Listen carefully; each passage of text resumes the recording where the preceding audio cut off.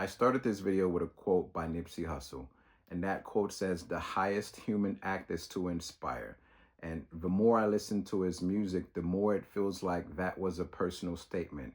And I'm here to tell you that he far exceeded his own expectations.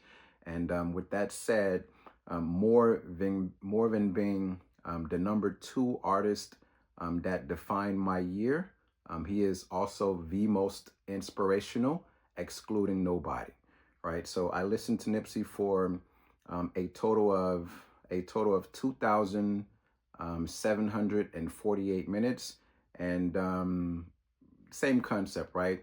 I listened to a lot of the music from his previous albums and previous catalog, but the album that stood out, the single album that stood out the most, in fact, the single album that stood out the most, was Victory Lap.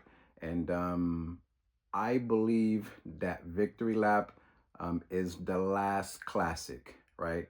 And I mean that, when I said it's the last classic, right?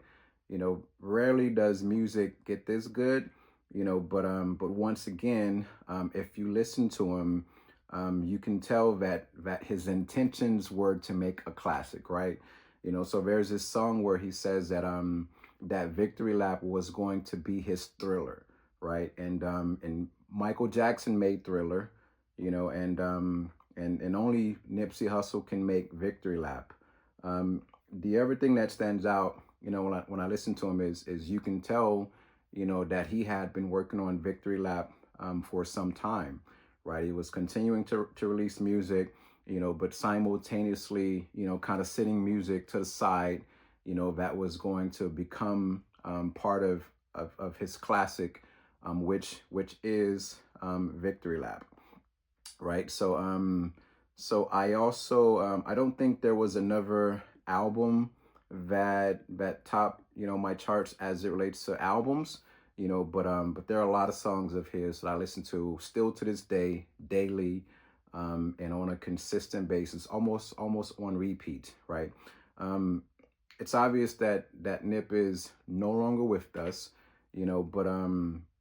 but I am going to make sure, that his music lives on, as well as at the stadium, right? His music's going to live on at the stadium, and I'm also going to do my best to make sure that his presence is felt. Music, as well as some other ideas that I have as it relates to making sure that he's not forgotten.